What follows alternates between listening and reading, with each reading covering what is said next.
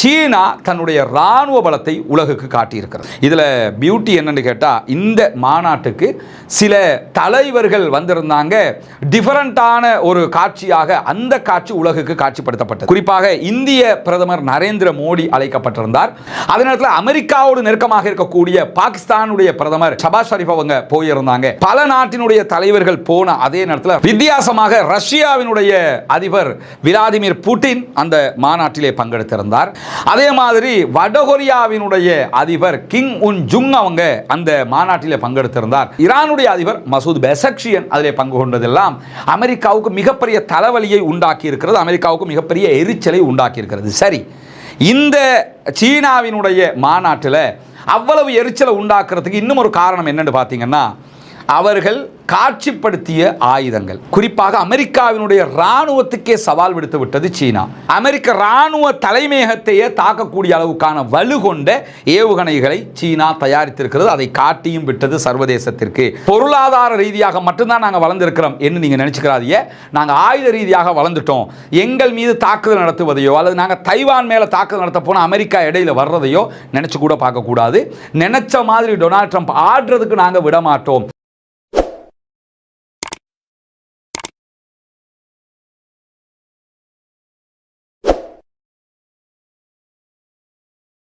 அன்பிற்கினிய சகோதர சகோதரிகளே, நம் அனைவர் மீதும் ஏக இறைவனுடைய அமைதியும் கருணையும் உண்டாகட்டுமாக என்கிற உயரிய பிரார்த்தனைகளோடு இந்த வீடியோவில் ஒரு முக்கியமான சர்வதேச நிகழ்வை பற்றி தான் நம்ம பார்க்க இருக்கிறோம். நமக்கு தெரியும், உலகத்தில் பல வித்தியாசமான நிகழ்வுகள் தொடர்ந்து அரங்கேறி வருகிறது. குறிப்பாக அமெரிக்க அதிபராக ஜனாதிபதியாக டொனால்ட் ட்ரம்ப் பதவியேற்றதற்கு பிறகு உலகத்தையே ஒரு ஆட்டணுங்கிற விதமாக, என்ன விட்ட ஆள் கிடையாதுங்கிற விதமாக அவருடைய செயல்பாடுகளை அமைத்து கொண்டிருக்கிறார். எல்லா நாடுகள் மேலேயும் வரிகளை விதிச்சுக்கிட்டே இருக்கிறாரு. நான் சொல்றதை நீ கேட்கணும், இல்லை நான் வரி போடுவேன் பார்த்துக்க அப்படின்னு சொல்லி மிரட்டிக்கிட்டு இருக்கிறாரு. குறிப்பாக கனடாக்கு அவர் சொன்ன அந்த வார்த்தைகள், நீங்கள் பாலஸ்தீனத்தை தனிநாடாக அங்கீகரிச்சிங்கன்னா அதுக்கு சேர்த்து உங்களுக்கு நாங்கள் வரி விதிப்போம் என்று சொன்னதெல்லாம் பச்சையாக ஒரு நாட்டை அவர் மிரட்டுகிறார் என்பதை நம்ம வெளிப்படையாக பார்க்க முடிந்தது. அதே போன்று ரஷ்ய அதிபரோடு அவர் சந்திப்புக்கு செல்வதற்கு முன்பதாக, அலாஸ்காக்கு போறதுக்கு முன்பதாக பல வீரதீர பேச்சுக்கள் எல்லாம் பேசினாலும் போய் பம்மிக்கிட்டு வந்தார் 3 மணி நேரம்ங்கிற காட்சிகளையும் நம்ம கண்ணால கண்டு முடிச்சிட்டோம். இப்படியான ஒரு சூழல்ல தான் சீனா தன்னுடைய இராணுவ பலத்தை உலகுக்கு காட்டியிருக்கிறது. சீனாவினுடைய இராணுவ பலம், குறிப்பாக ஜப்பானோடு 2ஆம் உலக மகா யுத்தத்தில் சீனா வெற்றி பெற்றதை கொண்டாடும் விதமாக 20 நாடுகளுடைய தலைவர்கள், அதிபர்கள் அழைக்கப்பட்டு சீனாவினுடைய அதிபர் ஜி ஜின்பிங் அவர்கள் ஒரு பெரிய மாநாட்டையே நடத்தி காட்டிட்டாரு. இதுல பியூட்டி என்னன்னு கேட்டா, இந்த மாநாட்டுக்கு சில தலைவர்கள் வந்திருந்தாங்க. டிஃபரண்டான ஒரு காட்சியாக அந்த காட்சி உலகுக்கு காட்சிப்படுத்தப்பட்டது. எதுனா, குறிப்பாக இந்திய பிரதமர் நரேந்திர மோடி அழைக்கப்பட்டிருந்தார். அவர் அழைக்கப்பட்டது, அவர் அங்க நடந்து கொண்ட விதங்கள் எல்லாம் அமெரிக்காவுக்கு மிகப்பெரிய காட்டத்தை உண்டாக்கி இருக்கிறது. என்னன்னா, பொருளாதார ரீதியாக சீனாவோடு இந்தியா நெருங்குகிறது என்கிற பார்வை.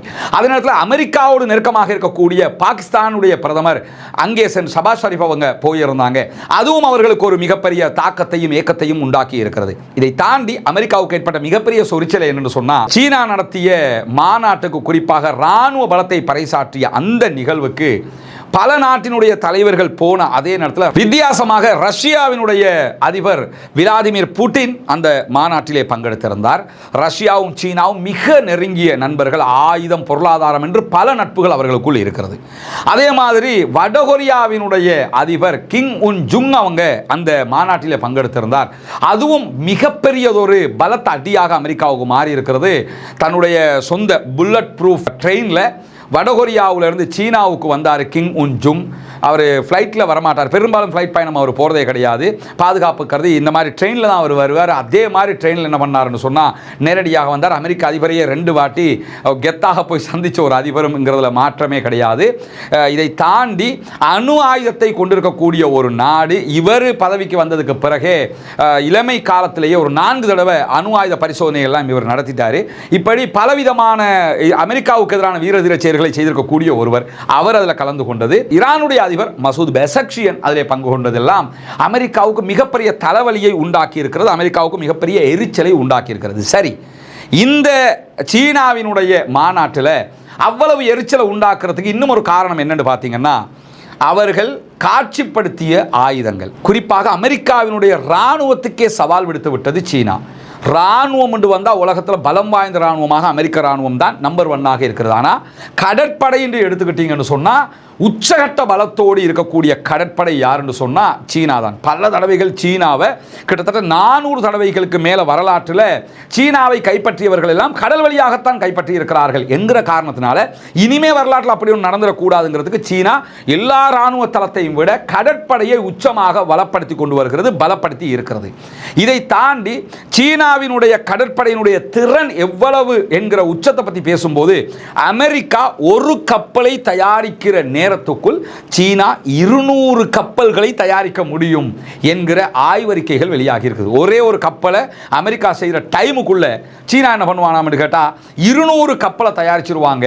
அவ்வளவு பலமாக சீனாவினுடைய கடற்படை உயர்ந்திருக்கிறது. இதை தாண்டி ரோபோக்கள் தயாரிப்பில் ஆயுதங்களில் ரோபோக்களை வச்சு தயாரிக்கிற ஆயுதங்கள், ட்ரோன்கள், வான்வழி ட்ரோன்கள், ஆளில்லா விமானங்கள், அதே போன்று கடல் வழியாக ஆளில்லா போட் அல்லது ஆளில்லாத கடல்வழி தாக்குதல் வெஹிக்கிள்ஸ், இதையெல்லாம் தயாரிக்கிறதுல சீனா உச்சகட்டத்திற்கு நகர்ந்திருக்கிறார்கள். இதெல்லாம் அதில் காட்சிப்படுத்தினாங்க. எல்லாத்தையும் தாண்டி பார்த்தீங்கன்னா ஆயிரக்கணக்கான இராணுவ வீரர்கள் களத்தில் இறக்கி அப்படியே ரோபோ மாதிரி அவங்களும் எந்த வித்தியாசமும் இல்லை. எந்த வித ஒரு நாட்டினுடைய இராணுவத்தையும் விட ரொம்ப ஒரு சூப்பரான இராணுவம் மாதிரி அவங்க தங்களுடைய டீசென்ட்டையும் அந்த இராணுவ அணிவகுப்பில் காட்டியிருந்தாங்க. இது எல்லாமே அவங்களுக்கு பெரிய அழுத்தத்தை கொடுத்திருக்கக்கூடிய சூழல்ல தான் அவங்க காட்சிக்கு வைத்திருந்த சில ஆயுதங்கள் அமெரிக்காவுக்கு அதிர்ச்சியை கொடுத்திருக்கிறது. குறிப்பாக அவங்க காட்டியிருந்த குவாம் கில்லர் என்கிற ஒரு வகையான ஏவுகணை. இதற்கு முன்பு ஒரு 10 ஆண்டுகளுக்கு முன்பதாக நடந்த சீனாவினுடைய இராணுவ அணிவகுப்பு எல்லாம் எடுத்துக்கிட்டீங்கன்னா அதில் அவங்க காட்டின ஆயுதங்கள் எல்லாம் எப்படி இருக்கும் கேட்டால் அமெரிக்காவினுடைய நகல்கள் போன்று இருக்கும். அமெரிக்காட்ட ஒரு ஏவுகணை இருந்துச்சுன்னு சொன்னால் அது அப்படியே தொழில்நுட்பத்தை இவங்க எடுத்து காப்பி அடித்து இவங்க ஒரு விதமாக செஞ்ச மாதிரியே இருக்கும். ஆனால் இப்போ அவங்க காட்சிப்படுத்தியிருக்கிறது அத்தனையுமே ஃப்ரெஷ்ஷாக இருக்கிறது. அமெரிக்காவிடம் இல்லாத அமெரிக்காவின் தொழில்நுட்பத்தை விஞ்சக்கூடிய அளவுக்குண்டான ஆயுதங்களை அவர்கள் செய்திருக்கிறார். அதில் ஒன்று தான் இந்த குவாம் கில்லர் என்கிற வகையான ஏவுகணை. அதே மாதிரி லோயல் விங்மேன் என்கிற வகையான ஒரு வகையான ட்ரோனை அவங்க காட்சிப்படுத்தினாங்க. ரோபோ ஓநாய்களை அவங்க காட்சிப்படுத்தினாங்க. ஓநாய் மாதிரி இருக்கிற ரோபோ செஞ்சிருக்கிறாங்க.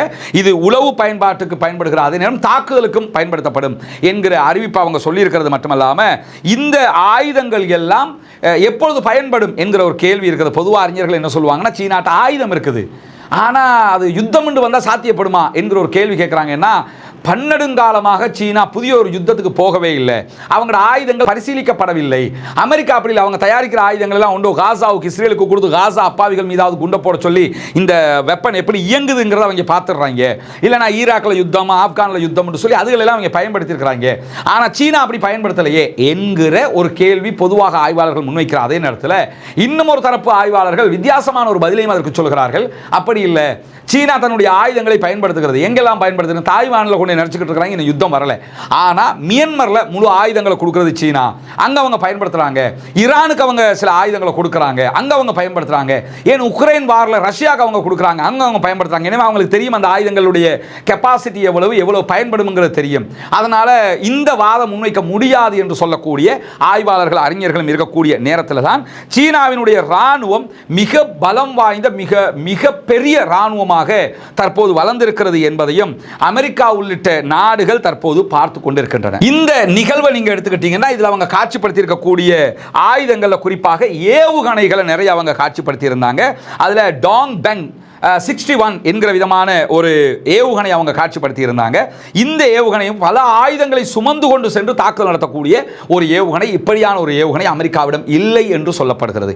அதே மாதிரி வடக்கு சீனாவில் இருந்து ஏவக்கூடிய அமெரிக்காவையே தாக்கக்கூடிய டாங் பெங் 5C என்கிற வகையான ஒரு ஏவுகணையும் அதில் அவங்க காட்சிப்படுத்தினாங்க. வடக்கு நார்த் சீனாவில் இருந்து நேரடியாக அமெரிக்காவை அவங்க அட்டாக் பண்ண முடியும். அந்த வகையான கண்டம் விட்டு கண்டம் பாயக்கூடிய பாலிஸ்டிக் ஏவுகணையையும் சீனா வைத்துக் கொண்டிருக்கிறது என்பது உலகத்திற்கு தெரிய வந்திருக்கக்கூடிய நேரத்தில் டாங் பெங் 26D என்கிற வகையான இடைத்தூர ஏவுகணைகளை கூட அவர்கள் வைத்துக் கொண்டிருக்கிறார்கள். இதுவும் குவாம் கில்லர் வகையான ஏவுகணை என்று சொல்லப்படக்கூடிய சூழல்ல அமெரிக்க ராணுவ தலைமையகத்தையே தாக்கக்கூடிய அளவுக்கான வலு கொண்ட ஏவுகணைகளை சீனா தயாரித்திருக்கிறது. அதை காட்டியும் விட்டது சர்வதேசத்திற்கு.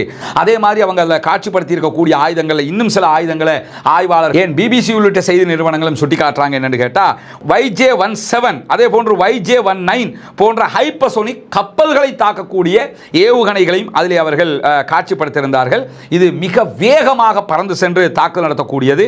அதே மாதிரி ஏவுகணை எதிர்ப்பு அமைப்புகளை கண்காணிக்கக்கூடிய தாக்கக்கூடிய திறன் கொண்ட ஏவுகணைகளை எல்லாம் அதிலே அவர்கள் காட்சிப்படுத்தியிருந்தார்கள்.